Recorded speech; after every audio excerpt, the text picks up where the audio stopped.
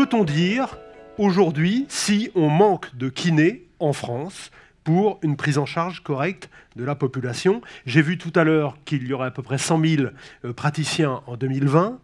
Est-ce qu'on manque de kinés aujourd'hui pour soigner correctement l'ensemble de la population française? Alors, au nom de l'ordre, moi je suis totalement incapable de vous dire de combien de kinés nous avons besoin pour soigner correctement la population, sachant qu'il faut discriminer la population. Certaines populations n'ont absolument... Bien près le micro, Jean-François. Certaines populations n'ont pas besoin de kiné, d'autres populations ont absolument besoin, une nécessité d'avoir de la kiné régulière. Donc ça, c'est extrêmement compliqué. Ce que l'on sait, c'est qu'il y a une énorme disparité au niveau libéral, sur le territoire national. Ce que l'on sait, c'est qu'il y a une situation totalement dramatique de l'hôpital public, mais même des établissements privés. Le tissu salarié est en train de se déliter, et c'est absolument dramatique, puisqu'on l'a démontré ce matin, puisqu'en perdant l'exercice salarié, on perd la profession, puisqu'on ne peut plus former nos futurs confrères, consoeurs et confrères. Donc ça, c'est absolument dramatique. Mais aujourd'hui, nous avons un système de régulation qui tente de se remettre en place, mais uniquement dans le secteur libéral et uniquement dans le secteur conventionné, sachant qu'on est quasiment tous conventionnés, certes, mais c'est un système qui est extrêmement contestable. Pourquoi? Parce qu'il ne prend absolument pas en compte la situation de l'hôpital. On ne peut pas raisonner et parler de régulation de l'offre de soins en kinésithérapie en ne prenant pas en compte la situation de l'hôpital. C'est un non-sens. C'est un non-sens. Or, l'assurance maladie, c'est pas son rôle que de régler le problème de la désertification des kinésithérapeutes à l'hôpital. C'est un véritable problème. Et aujourd'hui, personne n'est capable de me dire combien de kinés nous avons besoin pour bien prendre en charge la population de mon bassin de vie. Moi, je suis dans une zone très sous-dotée, en Normandie, beaucoup de personnes âgées, beaucoup de maladies neurodégénératives avec des histoires de pesticides, beaucoup d'agriculteurs. Personne n'est capable de me dire si le taux moyen dont on me parle, pour moi, c'est un taux arbitraire. Je connais mal les relations conventionnelles, mais ça me semble arbitraire. On prend la moyenne la plus élevée, la densité la plus élevée, la densité la plus faible, et on me dit que la moyenne, c'est la norme. Donc je veux bien croire, mais je vais voir à l'étranger, moi. Je vais voir en Europe. Nous sommes 12 kinés, en incluant les salariés, à peu près 12 kinés pour soigner 10 000 habitants. En Europe, la moyenne est autour de 11, donc on est à peu près dans la moyenne européenne, sachant que la moyenne européenne, elle est très étrange, puisqu'en fait, vous avez des pays comme la Roumanie, il y a un kiné pour 10 000, donc elle ne veut pas dire grand-chose. Mais si vous allez voir des pays qui sont extrêmement comparables, avec un système de protection sociale qui est assez comparable, si vous allez voir les pays du Benelux, avec la Belgique, c'est le pays au monde où il y a le plus de kinés pour prendre en charge la population, par le biais de la kinésithérapie, donc par le biais du mouvement, de l'activité physique. Ils sont entre 25 et 26. Ils sont plus du double que chez nous. Donc ils ont fait un choix, qui est le choix de la prise en charge par la rééducation, par la réhabilitation, qui doit être vu effectivement comme un médicament, avec une prescription, mais avec très peu, voire quasiment pas d'effets secondaires, avec un acte qui est très faible par rapport à un acte médical ou par rapport à la prescription d'un médicament. Ce n'est pas le choix qui a été fait par la France. Mais c'est le choix qui a été fait par le Luxembourg. Est-ce que ce serait la solution, l'une des réponses à apporter à la désertification sanitaire? Ça n'est pas à moi d'en décider, c'est à toute la profession. Moi, je ne peux parler qu'au nom de l'ordre. Et on a des partenaires, il y a des payeurs aussi. Moi, je ne paye pas. Moi, je suis rémunéré par mes patients et par l'assurance maladie pour offrir des soins. Mais ce que j'explique, c'est que le choix qui a été fait, quand on sait qu'il y a une étude de l'OMS qui dit que la réhabilitation, la rééducation doit être un enjeu de santé publique, au même titre que les soins primaires de médecine, que les soins dentaires et que la prise en charge de la grossesse pour les sages-femmes. Et je ne pense pas qu'en France, on ait fait ce choix-là. Il suffit de voir les densités. Et donc, je terminerai en disant que cette réflexion ne peut plus être française, puisqu'on a bien vu que la France participe à la formation de 2800 kinésithérapeutes tous les ans, et qu'il y en a à peu près 2000, mais même on est en train de progresser, on est plutôt entre 2000 et 2500 nouveaux kinésithérapeutes tous les ans qui viennent et qui sont formés par d'autres pays de l'Union européenne. Notamment un pays comme la Roumanie, qui a un kiné pour 10 000 habitants dans son pays, mais qui forme des kinés pour venir travailler en France. Ou l'Espagne.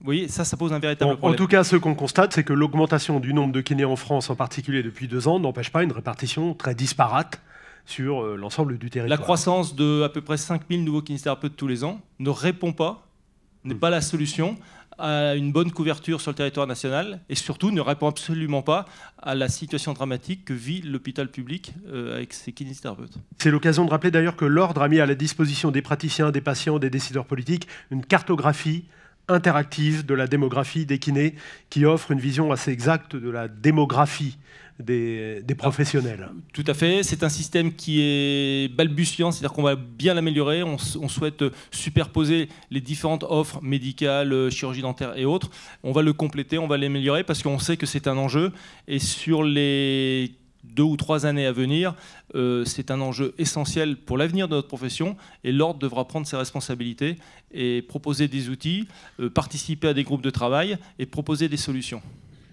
Stéphane Michel, les négociations conventionnelles en cours traitent de cette question de la démographie. Alors oui, c'est une des 4 orientations de l'UNCAM au départ des négociations il y a maintenant à peu près 1 an. Donc Jean-François a résumé un peu peut-être rapidement l'enjeu des négociations. La démographie est un des points que nous avons abordés pendant toute la durée des négociations. Il y a tout un dispositif beaucoup plus complexe qu'une simple densité pour pouvoir étudier une cartographie à mettre en place dans le cadre des mesures de régulation. Nous y travaillons. Notre rôle de syndicat étant double. C'est à la fois répondre aux inquiétudes des kinésithérapeutes, mais aussi répondre aux enjeux de santé publique et arriver à faire matcher les deux pour arriver à trouver une solution avec l'assurance maladie et le ministère pour trouver un système qui soit cohérent pour tout le monde. Alors, le défi, on l'a bien compris, c'est harmoniser la démographie des professionnels avec les besoins de la population, besoins qui évoluent avec le vieillissement de la population. Pierre Dehaas, est-ce que les pôles et maisons de santé sont une partie de la solution ? Oui, la pluridisciplinarité. C'est pas de la pluridisciplinarité, c'est de la pluriprofessionnalité, parce que la discipline, c'est les soins primaires. Et on fait tous partie des soins primaires, en fait, les gens qui sont ici. Oui, bien sûr que c'est une des solutions. Je crois qu'il faut rentrer dans le 21e siècle. Il faut arrêter de continuer à travailler de manière artisanale. Enfin, si je suis patient aujourd'hui, que j'ai un lumbago, qu'est-ce que je fais? Alors, je vais aller voir le kiné, ouais, mais je ne suis pas remboursé. Donc je vais voir le toubib, ouais, mais il y a 3 jours de délai. Attends, mais je connais Jacqueline, elle est copine avec un mec qui fait des IRM, peut-être que je pourrais passer par l'avant. Enfin, c'est le bazar, quoi. Aujourd'hui, quand vous êtes un patient, vous rentrez dans le système, il y a des règlements complètement différents, des histoires de remboursement qui sont différents, c'est complètement ridicule, quoi. Donc moi, je milite effectivement depuis des années pour qu'on fasse véritablement, on les appelle comme on veut. Il y a pendant un temps, on appelait ça maison de santé, c'est en train de passer de mode. En fait, il y a des unités de soins primaires où quand le patient y rentre, on prend en charge son problème. Si c'est un problème de suivi de patients chroniques avec des histoires compliquées de mélange de médicaments, il va être vu par le médecin et par le pharmacien. Si c'est un lumbago, il n'a pas besoin de voir le toubib, il va voir le kiné d'abord. Et puis le kiné, il estime, il évalue, il sait mieux gérer que moi. Si par contre il voit qu'il y a un laseg à 5 degrés et que les gens remettent les lacets comme ça derrière, c'est pas que c'est lui que ça se fasse passer, ça va être chez lui, oui, parce que quand il va s'en occuper, il va se dire des choses, mais aussi il y a un problème d'approche psychosociale, etc. Moi, je suis à côté de plateformes de logistique, vous imaginez ce que je vois tous les jours dans mon cabinet, quoi, une souffrance au travail, etc. Donc je crois qu'il faut vraiment qu'on change d'époque, il faut qu'on rentre dans une époque où on s'occupe des populations avec leurs problématiques, avec une approche qui soit pluriprofessionnelle. J'ai besoin des infirmières pour suivre les patients diabétiques et hypertendus.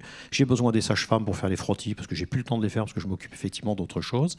J'ai besoin des kinés pour s'occuper des patients qui sont déjà à 2 mois d'arrêt de travail avec un lumbago et qu'on sait qu'à partir de 3 mois, ça commence à devenir vraiment très problématique. Il faut qu'on voit ces patients ensemble, il faut qu'on travaille ensemble, il faut qu'on les accompagne et qu'on parle.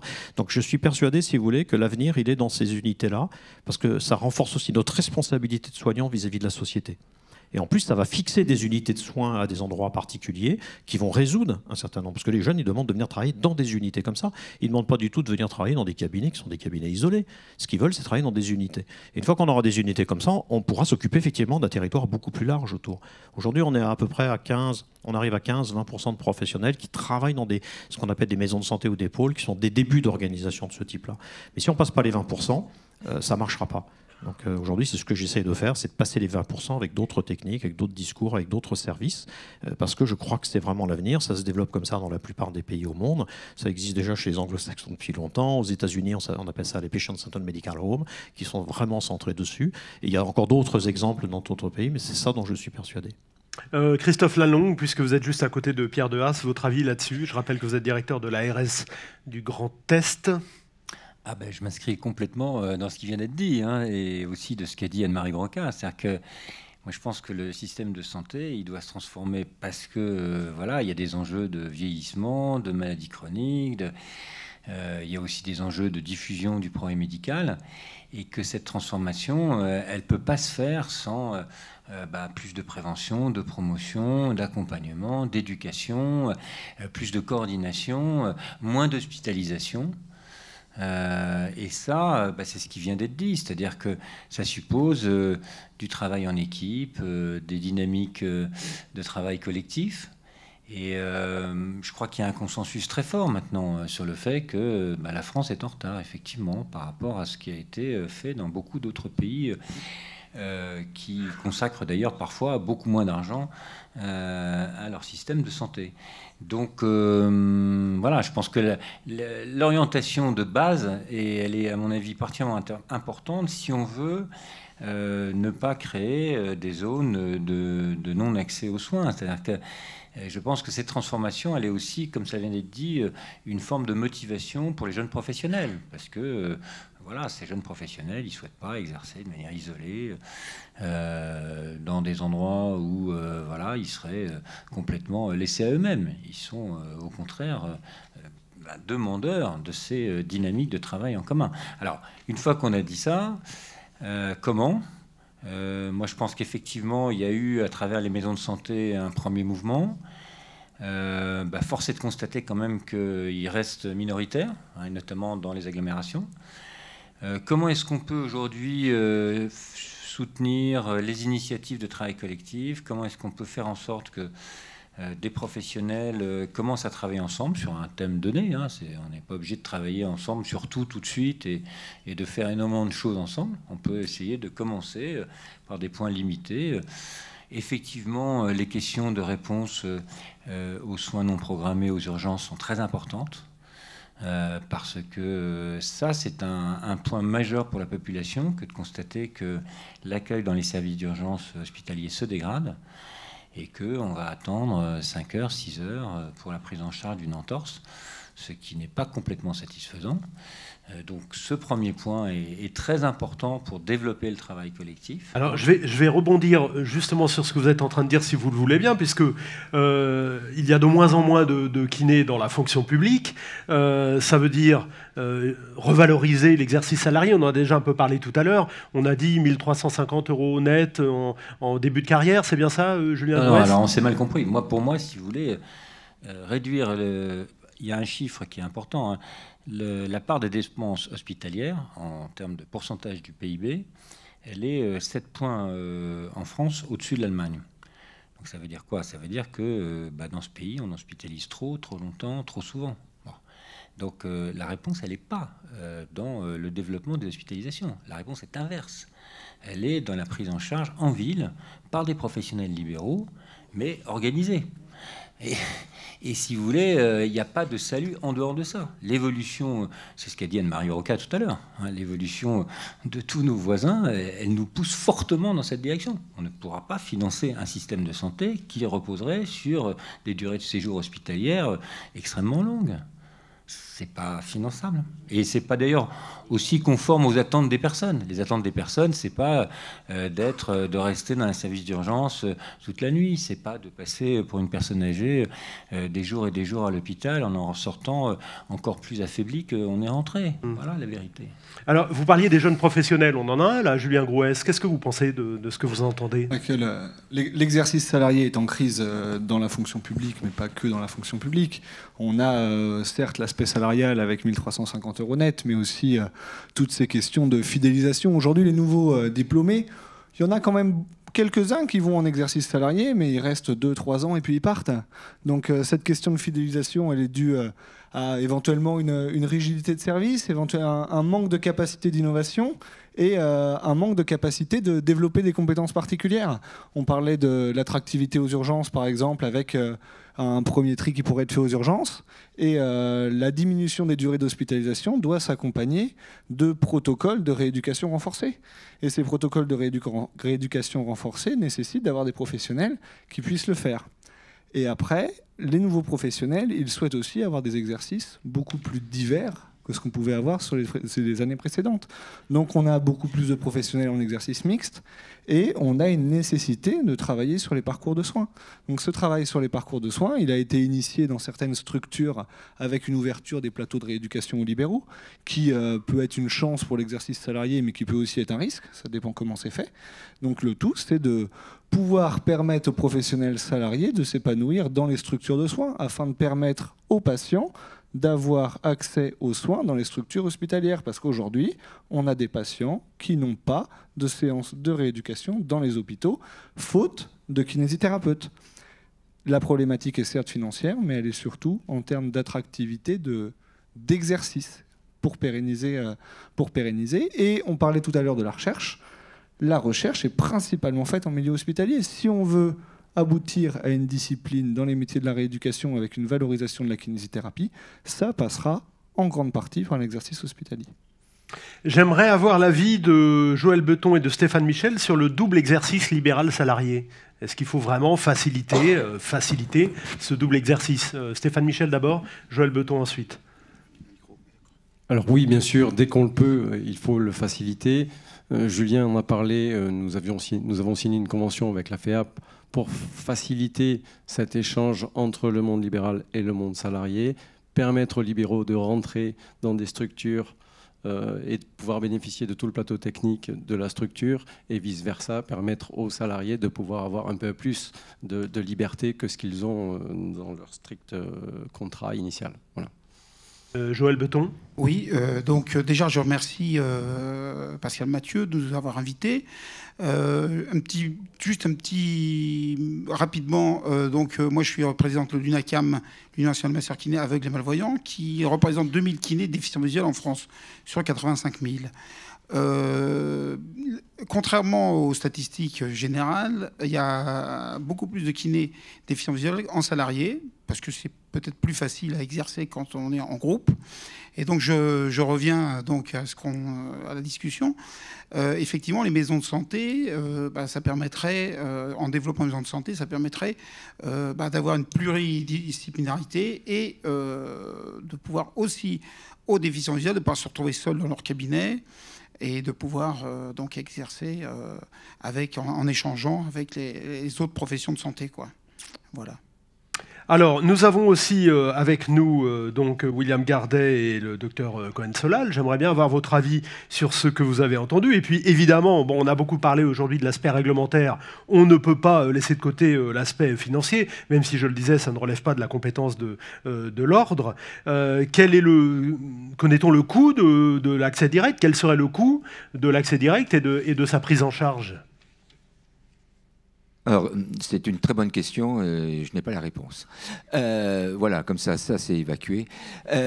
Non, mais on ne peut pas répondre à une question comme ça. Mais par rapport à tout ce qu'on a entendu jusqu'à maintenant, moi, ce que j'ai envie de dire, du côté de la CNAM, l'assurance maladie, puisque nous avons fixé, et l'UNCAM aussi, les orientations pour les négos conventionnels, ce qu'il y a, c'est qu'on sent que les choses évoluent, bougent très vite. Et on se rend compte, moi je fais le tour des régions, on voit que les choses s'organisent sur les territoires. Quand on parle du virage ambulatoire, en réalité, j'ai l'impression qu'on est en train de courir de ce qui se fait réellement sur le terrain dans la vraie vie. On est en train de mettre en place des choses qui se réalisent monsieur le directeur, vous le disiez tout à l'heure, c'est vrai qu'on se rend compte que les patients n'ont pas envie, n'ont pas besoin de rester à l'hôpital. Les durées moyennes de séjour diminuent.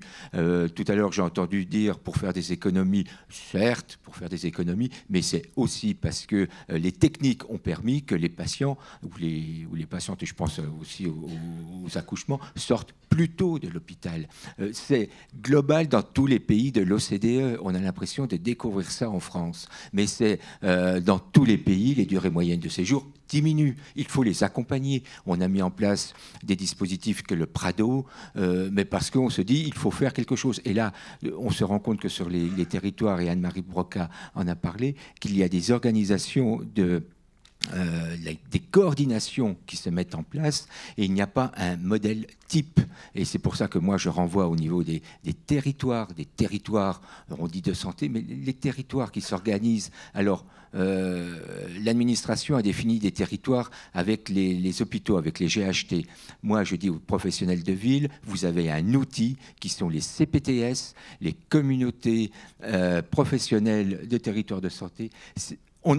Vous n'en avez rien fait jusqu'à maintenant. Il faut vous saisir des CPTS. Il faut... Alors, effectivement... il faut qu'on vous aide, il faut qu'on outille ces CPTS avec des données de santé et ces CPTS vont permettre sur les territoires de vous organiser parce que c'est de ça que les patients ont besoin, d'une organisation, d'une coordination. Tout à l'heure, vous parliez les déserts médicaux. D'abord, je renvoie à un très bon rapport de l'adresse qui est sorti au mois de mai. La première question, qu'est-ce qu'on appelle un désert médical ? Qu'est-ce qu'on appelle un désert médical ? Et on se rend compte sur les territoires que la notion de désert, c'est la perception que l'assuré, que le malade, le citoyen a par rapport à l'accès aux services de santé, au système. Et c'est parce que notre système n'est pas organisé, il n'y a pas de coordination. Alors vous me direz, c'est vrai que nous avons pris du retard dans la mise en place du DMP. Mais le DMP se développe, mais c'est un outil. Il y a aussi les mentalités des professionnels qui doivent changer. Alors, je sais que aussi nos amis médecins libéraux disent qu'au niveau des CPTS, les CPTS sont faits pour que les médecins de premier recours puissent s'organiser. Mais pas que. Pas que. Un CPTS, pour moi, et c'est écrit de cette façon-là, ce sont l'ensemble des professionnels de santé. Et puisque j'ai le micro, je vais aussi renvoyer par rapport aux négociations conventionnelles. Il y a une négo qui va s'ouvrir, l'accord cadre interprofessionnel. L'accord cadre interprofessionnel, c'est un dispositif qui permet des innovations sur le terrain, sur les territoires, entre professionnels de santé. Jusqu'à maintenant, ça n'a rien donné. Et ben, je dis, il faut se saisir de cet outil-là. Il faut réellement que ça marche. Et l'innovation, alors le président Macron l'a dit, et j'espère qu'on en verra la déclinaison, l'innovation s'accompagne aussi avec les fonds nécessaires. Donc nous, le Conseil de la CNAM, on a appelé de nos voeux la création d'un fonds à l'innovation parce qu'il faut qu'on puisse effectivement sur les territoires développer des expérimentations. Et on le voit bien, c'est de la base que ça viendra et c'est comme ça qu'on réussira les choses. Jean-François. Je voudrais vous poser une question. On parle de l'accès direct. Vous avez un projet pour ma profession qui est d'éventuellement inciter les professionnels à aller dans les zones comme celle dans laquelle j'exerce, mais c'est une zone où il n'y a pas de médecin. Or, nous sommes prescrits. Or, les médecins n'ont pas de coercition à aller dans une zone où on a besoin d'eux, moi j'ai besoin d'eux, mes patients ont besoin d'eux. Pourquoi ? Parce que mes patients ont envie d'être remboursés et que moi j'ai envie d'être dans un cadre totalement régulier et légal, c'est-à-dire de ne faire en accès direct que de l'urgence pour le moment. Mais comment ils font pour avoir une prescription ? Moi, il n'y a pas de médecin chez moi. Et ils n'ont pas de coercition, et en tout cas, il n'est même pas prévu dans les parce que là, ils ont une augmentation, mais il y a, en contrepartie, ils n'ont pas d'obligation à s'installer chez moi, alors que moi, je suis prescrit. Il y a peut-être une incohérence, et nous, quand on parle d'accès direct, et on parlait d'accès direct, comme le disait Fred tout à l'heure, en ciblant des territoires particuliers, ça pourrait être enfin, je ne parle pas pour moi, mais ça pourrait être tous les territoires soi-disant en désertification, mais c'est totalement incohérent d'aller négocier, de cloisonner les négociations, alors qu'on est dans un système cohérent qui fait que nous, on est des prescrits. Donc vous nous envoyez au suicide économique, là. Ou alors dans une situation complètement illégale. Contraindre les kinés à s'installer en zone sous-dotée, alors que les médecins, eux, n'y sont pas contraints. Il n'y a pas de contrainte à l'installation dans les zones sous-dotées, il y a des incitations à l'installation dans les zones sous-dotées.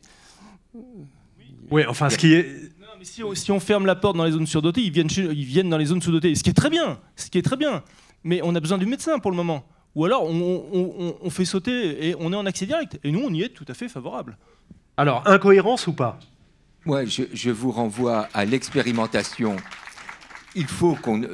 Vous avez noté Ozon. il va falloir qu'on ose faire des expérimentations. Et moi, je m'inspire aussi à ce qui se passe dans d'autres pays. On voit aux États-Unis, il y a les ACO.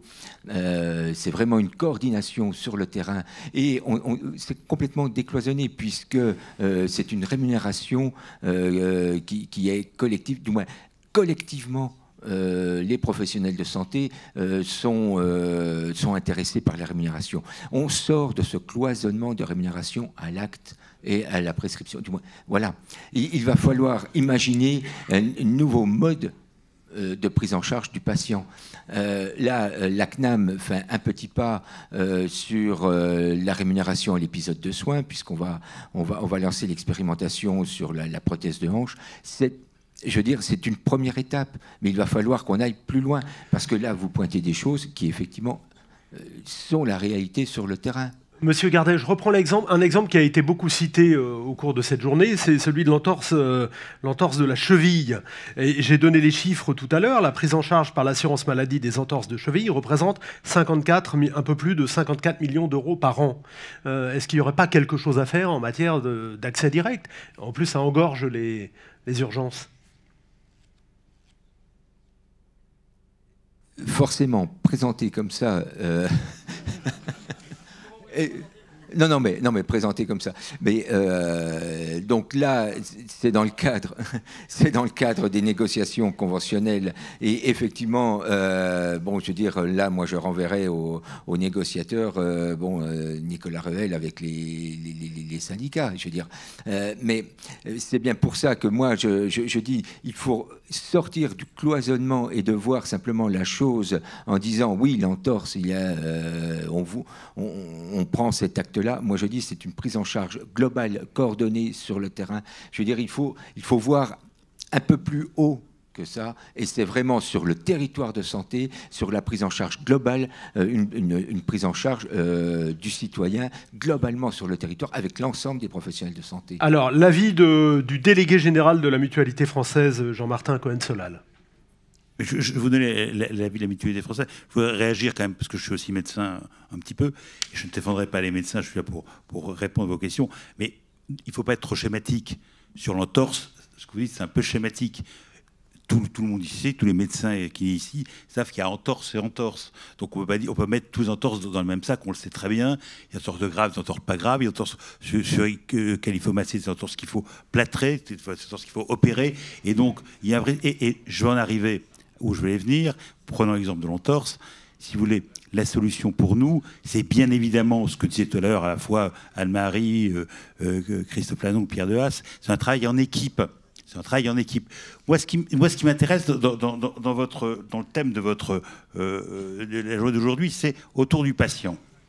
Moi, ce qui nous intéresse tous ici, c'est comment on peut mieux soigner notre patient, mieux prendre en charge le patient aujourd'hui. Comment nous tous, professionnels de santé, assurance maladie, État, complémentaires, on peut répondre à cette prise en charge de patient. Comment on peut éviter les inégalités, réduire les pertes de chance, parce qu'il y a des pertes de chance, arriver à un système qui soit à peu près cohérent, maîtrisé et organisé.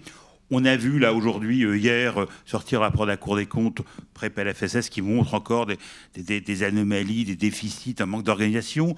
On a vu la semaine dernière un rapport de l'OCDE qui montre que la France est quand même bien placée en espérance de vie, mais pas très bien placée en organisation. C'est une évidence aujourd'hui qu'on n'est pas organisé de façon optimum pour la médecine d'aujourd'hui et la médecine de demain. Prenons un exemple tout bête. Fracture du col du fémur. Quand j'étais jeune médecin, j'ai même été chirurgien quand j'en ai opéré. Une fracture du col, c'était 15 jours d'hospitalisation, je ne sais pas combien de temps de rééducation. Aujourd'hui, même une personne âgée, c'est 3 ou 4 jours d'hospitalisation au maximum, si ce n'est pas en ambulatoire. On lève le lendemain. Et, donc, ce que je disais tout à l'heure, William, c'est qu'une révolution dans l'expertise médicale qui est formidable, et l'organisation du système n'a absolument pas changé. C'est évident qu'on voit qu'il y a une suroccupation hospitalière, pas assez le virage ambulatoire dans qu'à ses débuts, et l'organisation de ville n'est absolument pas optimum. C'est évident que quand on sera organisé réellement très largement en maison de santé avec des équipes, le problème d'accès direct ne se posera même plus. Ce sera une équipe qui prendra en charge, et le kiné qui recevra un patient, s'il a le moindre doute, il y aura le médecin à côté, il l'enverra, on en parle. C'est plus un sujet. Le problème, c'est qu'on est encore dans un système totalement cloisonné de professions, l'une à côté de l'autre, qui ne travaillent pas ensemble. Il faut repenser l'offre de soins dans sa globalité, et non plus profession par profession. Absolument. Et l'exemple type, c'est le dossier médical, qui n'existe pas de dossier médical. Et la CNAM n'y est pour rien. Si vous voulez, si le dossier médical n'existe pas en France, parce que plein de gens n'en veulent pas, y compris les médecins, et notamment les médecins. Et je vous le dis là, je le dis devant les syndicats médicaux, clairement, les médecins ont bloqué le dossier médical pour plein de raisons, qui ne sont pas des bonnes raisons, qui ne sont pas dans l'intérêt du patient. Aujourd'hui, si nous avions un dossier médical, toutes les professions de santé pourraient travailler ensemble utilement pour le patient. Alors, la réponse à la mutualité, là derrière, nous, aujourd'hui, on ne peut pas prendre en charge un accès direct parce qu'on suit de la Sécu et c'est un accès sous prescription. On peut le regretter, mais c'est la loi actuelle. Par contre, ce que l'on fait, c'est que la mutualité, vous savez, c'est à la fois, on prend à la fois une complémentaire santé, mais aussi un mouvement social, et on a beaucoup d'établissements sur toute la France. On se bat et on monte des maisons médicales avec l'assurance maladie, avec l'État, avec les collectivités locales, avec les professions. On travaille pour le faire, pour monter des maisons médicales où on peut justement essayer d'organiser la médecine de demain. La médecine, et d'ailleurs, comme le disait Pierre Dehaze, que les professions médicales réclament, parce qu'on se rend parfaitement... Je veux dire, moi je vous aide d'autant plus facilement à titre personnel que je consulte encore comme médecin libéral 2 fois par semaine dans un cabinet tout seul, ce qui est vraiment l'inverse de ce que je promeux, parce qu'on est encore dans un système totalement dépassé. Et quand on a aujourd'hui, on est une révolution, comme le disait Anne-Marie tout à l'heure, et il y a quelque chose qui va encore plus révolutionner le système, c'est l'apparition des data et des données, avec le risque des données, mais aussi l'avantage formidable. Je pense qu'on ne se rend pas compte, nous, professions de santé d'aujourd'hui, notre profession de santé au sens large du terme, ce que va changer notre prise en charge et notre action vis-à-vis des patients. Bien, on va écouter la réponse du CNO à ce que vous venez de dire. Je voudrais revenir. Nous sommes dans une situation parfaitement légale. Nous avons illustré, l'ordre a illustré cette possibilité d'accéder chez le kiné dans le cadre de l'urgence au moyen de l'entorse de cheville, qui est un très bon exemple. Vous avez précisé qu'il ne fallait pas tomber dans le schéma, il ne fallait pas trop schématiser les choses. Or, sauf à ce que je me trompe, mais je ne pense pas me tromper sur ce sujet, les critères d'Ottawa sont extrêmement explicites. Les critères d'Ottawa reposent dans le triage de l'entorse de la cheville uniquement sur l'interrogatoire et le palpatoire. Ce sont des compétences parfaitement acquises de tous les kinés, même les anciens, grâce à l'expérience. Et ce qu'il vous est proposé aujourd'hui, c'est de gérer différemment 6000 entorses de la cheville qui vont dégager des économies au moyen de compétences acquises par 100 000, bientôt 100 000 kinésithérapeutes sur le territoire français, parce que j'inclus bien évidemment les salariés qui ont leur place à prendre, notamment dans les services d'urgence. Pourquoi ? Parce que dans les services d'urgence, est-ce que vous savez qui peut éventuellement trier ces entorses de la cheville et qui applique ces critères d'Ottawa ? Ce sont des infirmiers. Et les recommandations de bonne pratique sont même applicables par des infirmiers. Et là, vous êtes en train de nous expliquer que malgré le fait qu'on vous propose de faire une économie au niveau de l'assurance maladie et au niveau de la mutualité, il ne faudrait pas schématiser et vous êtes en train de vous défendre en nous disant on pourrait passer à côté d'une entorse grave. Vous avez raison. Mais si on applique intelligemment les critères d'Ottawa, l'interrogatoire et le palpatoire, on doit savoir quand orienter vers le médecin qui, lui, fera une radio, parce qu'on est tout à fait d'accord, il est hors de question que nous prescrivions une radio. Mais on peut l'imaginer aussi. Oui, mais je vais aller dans votre sens. Mais ce dont je vous parle, sur les 6000 entorses, c'est plus de 80% des entorses qui n'ont rien à faire chez le médecin. C'est ça, et c'est une source d'économie. Je croyais qu'on était dans une situation quand même assez compliquée au niveau de l'équipe budgétaire. Rapidement. Je voudrais vous répondre. Nous, ce que l'on cherche, collectivement, c'est une meilleure qualité des soins. C'est-à-dire que l'accès direct, pour moi, ce n'est pas un objectif, ça doit être un moyen. Ça doit être un moyen de meilleure qualité des soins. Si on arrive à définir une façon d'améliorer, de diminuer les pertes de chance, comme je disais tout à l'heure, d'améliorer la qualité des soins, des inégalités, nous, on est totalement ouverts à cela. Et moi, je suis persuadé que la meilleure façon de le faire, c'est que les professions travaillent la main dans la main et non pas les unes à côté des autres, comme on fait trop souvent aujourd'hui. Moi, je suis tout à fait... Moi, on le sait très bien. Moi, j'ai plein de sujets où on demande conseil à un kiné parce qu'il connaît ça mieux que nous. C'est évident. il connaît mieux le mouvement que nous. Donc c'est un travail en commun. Donc je pense qu'il faut jamais être ni d'un côté ni de l'autre. Bien évidemment, c'est pas aussi flagrant que ça. Mais ce que je voulais dire, c'est qu'il faut pas, c'est pas du yaka. Pour gérer le système, c'est pas du yaka. Sinon, on l'aurait fait depuis longtemps. C'est plus compliqué que ça. Ça demande une vraie organisation et de prendre toujours en compte, se mettre du côté du patient, voir comment pour le patient on peut arriver à une situation qui soit la meilleure médicalement, parce que la meilleure médicalement sera la meilleure économiquement à terme. Alors, une question précise, vous en avez parlé un petit peu tous les deux, vous avez dit, docteur Cohen-Solal, on peut envisager que les kinés prescrivent des radios. Est-ce qu'il faudrait élargir le périmètre du droit de prescription des masseurs-kinésithérapeutes ? Je ne sais pas si c'est vraiment un problème, puisqu'en l'occurrence, un kinésithérapeute peut adresser un médecin radiologue qui il veut. Donc, je crois que c'est pas un vrai problème, puisque le médecin radiologue peut s'auto-prescrire s'il le juge utile. Donc je crois que c'est pas un vrai problème. Donc, je profite, puisque j'ai le micro. Je suis assez heureux de voir qu'on a une approche pas trop simpliste des problèmes de démographie, avec on va dire un regard un peu ergonomique, que ça soit pour l'hôpital, puisqu'on n'a pas été à fond sur l'hôpital, où il y a réellement une problématique de réorganisation des soins de rééducation. Le problème, c'est qu'aujourd'hui, pour ce qui concerne les centres hospitaliers, on a simplement laisser faire progressivement une pénurie de kinésithérapeutes et considérer que ça serait source d'économie, sans peut-être aller beaucoup plus loin, compte tenu des problèmes de déficit dans grand nombre de centres hospitaliers, ce qui non seulement en fait a effectivement diminué la qualité des soins qui étaient délivrés, mais également rendu totalement décourageant le fait d'exercer dans ces mêmes groupes. Je vais vous donner un exemple très simple. Je viens de la région parisienne, mais je suis arrivé à Grenoble en 1996.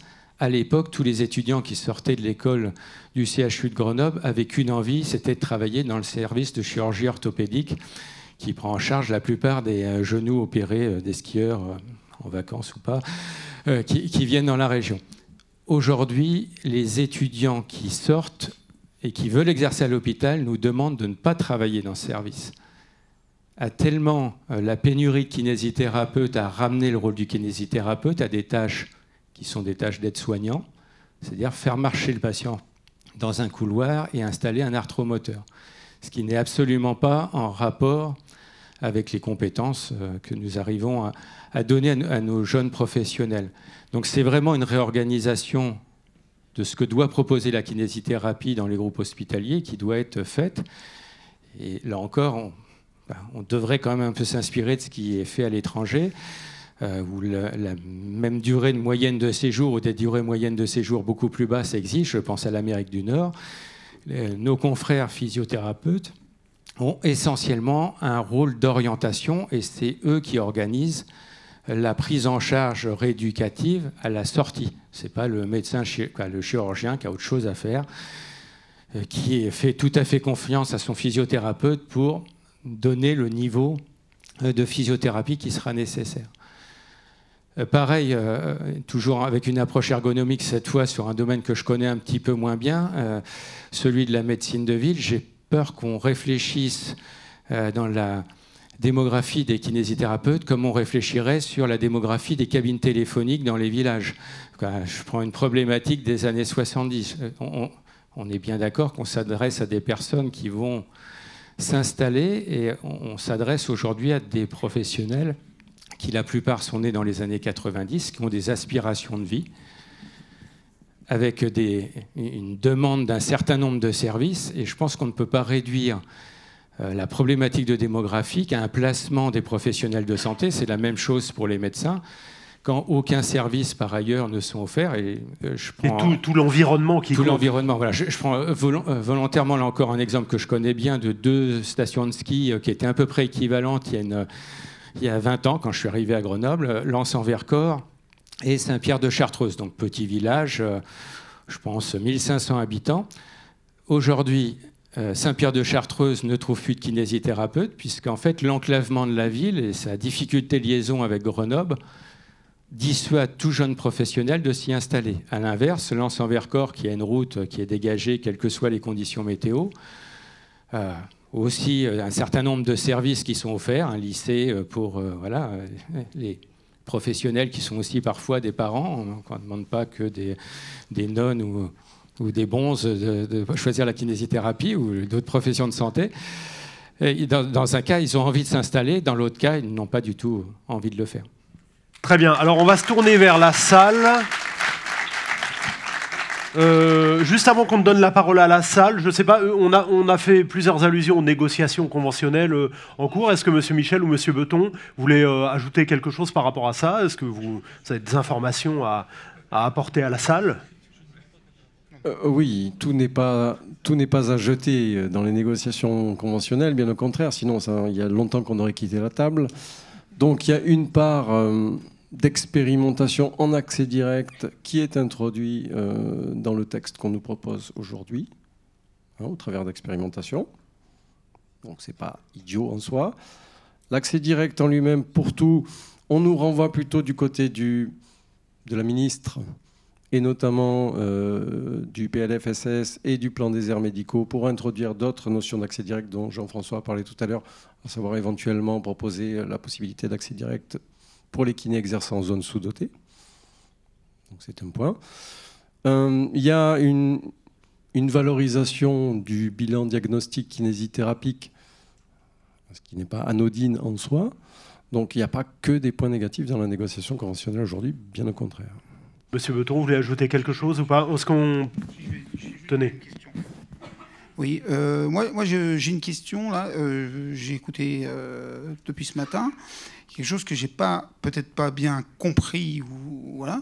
Quand on prend quelqu'un donc en urgence, puisque c'est le thème là, enfin un des thèmes, comment facture-t-on la personne? Est-ce qu'elle sera remboursée ou pas? Alors, la réponse de la caisse est claire et nette, c'est non, il n'y a pas de remboursement. Donc ça veut dire qu'en fait, on nous autorise à prendre des gens en urgence, mais ils payent de leur poche. À ce jour, oui. Oui, c'est un peu embêtant, parce que... Julien, enfin moi qui suis kiné et qui exerce tous les jours, bon, il y a des gens qui peuvent peut-être payer, il y en a d'autres qui ne peuvent pas payer, quoi. De la même manière que les actions de prévention qu'on peut faire aujourd'hui. Moi, je suis coordinateur d'actions de prévention et tous les financements sont faits sur subvention publique quand on veut avoir un reste à charge le plus mince possible pour les participants. Et par ailleurs, on entendait ce matin que le préventif était du soin, donc peut-être que l'assurance maladie pourrait y réfléchir. C'était exactement le même problème avec les patchs nicotiniques, parce que dans le même texte législatif, il est désormais permis aux kinésithérapeutes de prescrire des patchs nicotiniques. Or, l'assurance maladie a bien prévu, je crois qu'il y a un forfait de prise en charge.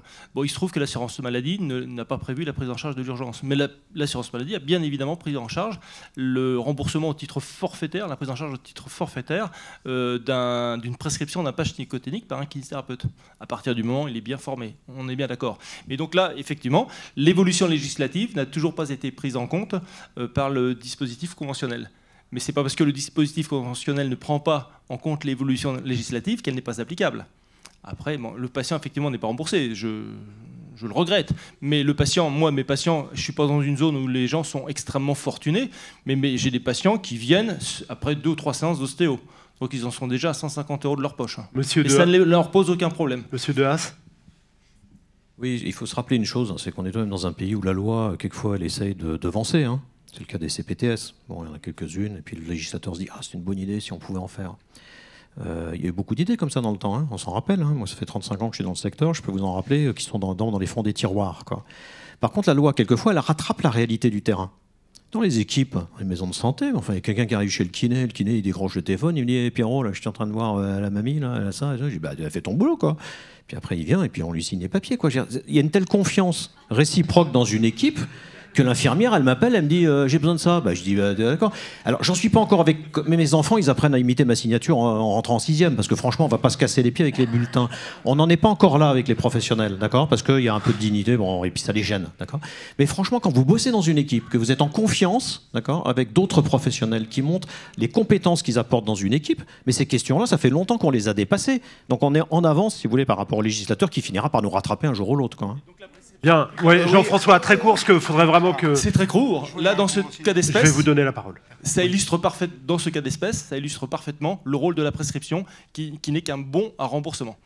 Joël ? Et dans tous les cas, ça n'est pas acceptable. Mais dans certains cas, et notamment dans l'entente de la HUI, c'est tout à fait envisageable. Joël ? Oui, c'est des grands discours. Parce que moi, je vois bien que quand j'appelle certains médecins qui me disent bon, envoyez-moi la patiente et ça va être une consultation. Et voilà. Donc, je suis d'accord qu'avec certains médecins, on peut fonctionner comme ça, mais avec d'autres, non. Bien. Alors, la salle, ici, il y a des mains qui se lèvent. Alors... Bonjour, Tristan Maréchal, vice-président du SNNCR. Attendez, je ne sais pas, qui parle où ? Ici, là, tout au fond. Tout au fond. Voilà. Bon, faut qu'on mette un peu plus de lumière dans la salle, parce que là, on n'y voit rien. Tristan Maréchal, donc vice-président du SNMCare, je suis kinésithérapeute à Auray. J'ai entendu parler tout à l'heure de CPTS, et sans qu'il en soit fait grief, Monsieur Gardet, vous avez dit, les professionnels libéraux, vous ne vous saisissez pas assez de ces opportunités qui ont été portées par la dernière loi. Moi, j'ai essayé, sur mon territoire, sur le Grand Pays d'Auray, de monter une PTA libérale, et on m'a opposé à mon projet la PTA officielle de l'ARS, qui était la fusion de 2 anciens réseaux, et on m'a dit, faites plutôt une CPTS, elle sera une composante de la PTA officielle. Bon, très bien, on a préparé tout le dossier, c'est très chronophage, tout ça, et là, pour l'instant, on en est dans l'attente, comment ça va se passer. Ce que je veux dire ici, surtout, c'est qu'il n'y a aucune aide, aucun accompagnement pour que les libéraux puissent réellement se saisir de toutes ces opportunités. Parce que dès lors que des professionnels de santé qui sont en secteur hospitalier ou salariés de quelconque structure montent ce genre de projet, ils ont des financements, puisqu'ils ont des délégations pour le faire, ils sont payés de toute façon. Nous, les libéraux, quand on se saisit de ce genre d'opportunités, qu'on essaye de monter ce genre de choses, on le fait sur notre temps, et il n'y a aucune rémunération en face. C'est donc très compliqué de monter ces dossiers, et surtout, ils dorment très longtemps. Donc, qu'est-ce que vous pouvez faire pour nous aider à vraiment saisir ces opportunités qui sont dans la loi, puisque vous nous avez interpellés en disant « vous ne vous saisissez pas de ces dossiers ». Première question, pardonnez-moi, je vais juste une petite réflexion pour M. Cohen-Solal qui nous disait tout à l'heure que c'est effectivement, il y a vraiment une vraie frilosité des assureurs autour de la prise en charge remboursée de l'accès direct, mais me semble-t-il, ça ne vous gêne pas du tout de rembourser l'ostéopathie? Alors, et voilà. Donc, mais ça, c'était juste une incise. Ma vraie question, elle est plutôt sur les CPT. Pour Monsieur Lannelong. Alors, réponse oui et non. Oui, bien sûr, hein, pour monter un projet, il faut du temps, il faut être accompagné. Et donc, ce temps de professionnel, il doit être rémunéré. Et ça, oui, vous avez raison, ça ne peut pas se faire sans qu'il y ait un accompagnement financier au démarrage. Non, parce que c'est vrai que dans les années précédentes, la plupart des ARS ont énormément aidé au développement des maisons de santé et ont donc été capables d'aider des libéraux. Donc oui, maintenant, l'étape, c'est qu'on apprenne à vous accompagner sur la mise en place des CPTS. Nous, dans la région Grand Est, on a mis au point avec l'URPS médecin, mais ça va s'étendre à d'autres URPS, un guide de mise en place des CPTS, et on a annoncé qu'on va financer 100 000 euros sur 3 ans, toutes les CPTS, avec une première dotation de 15 000 euros pour le temps de travail en amont sur la mise en place du projet. Mais voilà, donc je pense que oui, ça va être... c'est quelque chose sur lequel on peut partager votre constat et j'espère qu'on sera capable de répondre aux initiatives professionnelles. Je crois que ce qui est important, c'est ce qui a été dit par plusieurs d'entre nous, c'est que ça part d'initiatives des professionnels. Voilà. Et ça, je crois que c'est un élément essentiel. Bien. Qui a le micro? Où est-il? Alors, ici, on a des mains qui se lèvent, mais monsieur, jeune homme. Bonjour, donc Mathieu Noireau, kinésithérapeute actuellement en Sable d'Olonne, mais j'interviens surtout parce que j'ai travaillé 2 ans en pôle de santé. Et donc, comme l'a très bien résumé M. Dehaas, c'est vraiment une expérience extraordinaire avec beaucoup de collaboration. On peut financer beaucoup de projets aussi en interprofessionnalité. Et ce sentiment, et ça a été prouvé d'ailleurs dans diverses études, si j'ai bien compris, que ça rend le parcours de soins plus efficace, plus efficient. Seulement, on a commencé à parler des subventions et justement donc, on s'est aperçu qu'il y avait encore des petits problèmes au niveau des critères de ces subventions et notamment que ça restait encore très médecin traitant centré. Alors j'ai pas les chiffres exacts, hein, mais si mes souvenirs sont bons, il y a au moins la moitié qui sont dépendants de la patientèle des médecins généralistes des maisons de santé. Ce qui fait que si je schématise, on peut avoir une toute petite maison de santé de 6 personnes avec par exemple 3 médecins, 3 infirmiers, énormément d'argent pour financer les réunions, donc ils sont bien, et une énorme maison de santé, 25 personnes, avec 2 médecins, plein de projets, mais pas d'argent. Donc du coup, j'ai une première question à M. Dehaas ou M. Gardet. Est-ce que vous pensez que ces critères peuvent évoluer et s'élargir à plusieurs professions de santé? Et ensuite, on fait celle-là, et puis on vous redonne la parole après. Alors attention, l'argent qui arrive là, c'est un argent, si vous voulez, il y a une force symbolique d'abord qui est énorme. C'est une peanuts, ça. Hein. C'était 16 millions d'euros, c'est rien, 16 millions d'euros, franchement. On en met 70 sur les Mayas, 180 sur les réseaux, 16 millions d'euros sur le truc qui commence à faire changer les soins primaires. Vous voyez le niveau, hein, c'est en termes de courage politique, quoi. C'est chouette. Alors ça passe à 26. Ah ouais, super, quand même. Bon. Mais en fait, ces euros-là, si vous voulez, ça arrive sur des équipes en fonction d'un certain nombre de critères. Et surtout, c'est un truc qui sort du paiement à l'acte. C'est que ça tombe plus dans la poche du professionnel. Et 2, ça arrive sur une équipe. Et cette équipe, elle n'est pas obligée de se dire à la fin de l'année, bon allez, on est 10, on se partage par 10, et puis on part tous en vacances. L'objectif de cet argent, c'est aussi pour chez nous, par exemple, on paye un poste de coordination sanitaire qui anime l'équipe, et on paye tout le système d'information. Tous les antivirus sont à jour. C'est pas mal ça dans une maison, parce que quelquefois. Donc, oui, ou bien on crée des projets de santé publique. Donc c'est pas, on a eu temps par les médecins en termes de points, il y a eu temps pour les infirmiers, on va se partager. C'est pas du tout ça. Hein. C'est de l'argent qui arrive et une décision collective.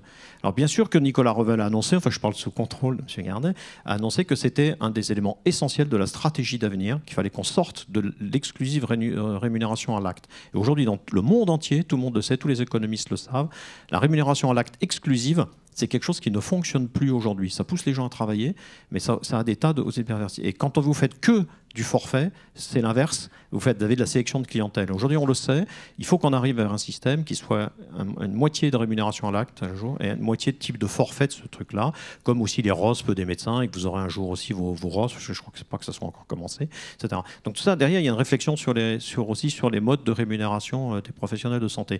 Mais il faut savoir que cette expérience, elle est d'une importance fondamentale en termes symboliques. C'était quoi l'autre question? Alors, donc, c'était toujours en lien avec les pôles et maisons de santé.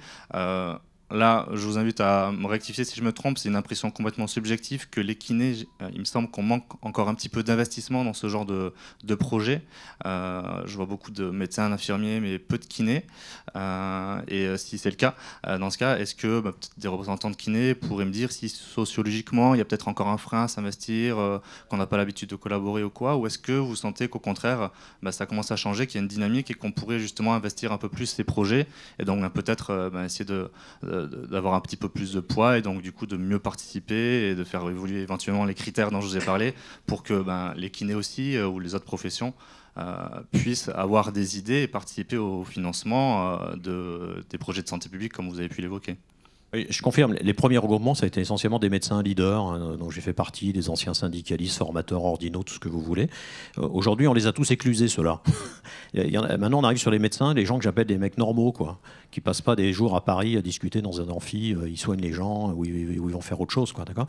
Et donc là, c'est une cible qui est complètement différente. Par contre, on voit apparaître des portages de maisons de santé, j'en croise de plus en plus, des pharmaciens, des infirmiers et des kinés. Alors dès le début, il y avait des kinés, j'ai des noms, sur des kinés qui ont fait partie même du lancement de la fédération, on en a eu, quoi. Mais c'est vrai que vous êtes une profession probablement avec plus de difficultés, comme d'autres, je pense aux sages-femmes, mais aussi aux infirmières, où on est tellement resté pendant des années dans des représentations réciproques interprofessionnelles que j'ai même parfois des médecins qui m'appellent, ils disent « Pierre, soir, on est en réunion avec les kinés, on leur dit quoi ?» C'est de ce niveau-là, quoi. C'est-à-dire qu'on a encore un travail fantastique à faire pour arriver dans de l'interprofessionnalité. Et pour que quand on traite Madame Dupont, le problème, il ne soit pas t'es médecin, t'es kiné, t'es infirmier, mais que ça soit quel est le problème de Madame Dupont. Et si le problème il est large, on fait même venir chez nous dans des réunions qu'on appelle maintenant des RPP, ce pas des RCP, c'est des réunions pluriprofessionnelles. On appelle parfois même l'assistante sociale, parce que vous savez que dans notre métier, et quand vous massez les gens, vous vous rendez bien compte qu'il y a des choses qui se disent, qui sortent. Et si c'est partagé par l'équipe, si le patient est d'accord, on va aider ces gens qui sont en grande difficulté dans la vie de manière beaucoup plus efficace et rapide. C'est ça l'interprofessionnalité. Alors, Monsieur Gardet. Alors, moi, j'adhère tout à fait à ce que vous dites. Alors, c'est justement, c'est ça qui est extraordinaire, c'est qu'on voit sur le terrain des professionnels qui s'organisent. Alors, je reprends le mot que vous avez dit, c'est souvent les prescrits. Moi, je suis vraiment estomaqué à chaque fois quand je vois comment les kinés peuvent s'organiser, les infirmiers aussi. Mais par contre, il y a une profession qu'on entend et qui tient le devant de la scène, les médecins. Alors, mais c'est ça qui est extraordinaire. Et les médecins, souvent, se font les porte-paroles de l'ensemble des professionnels de santé.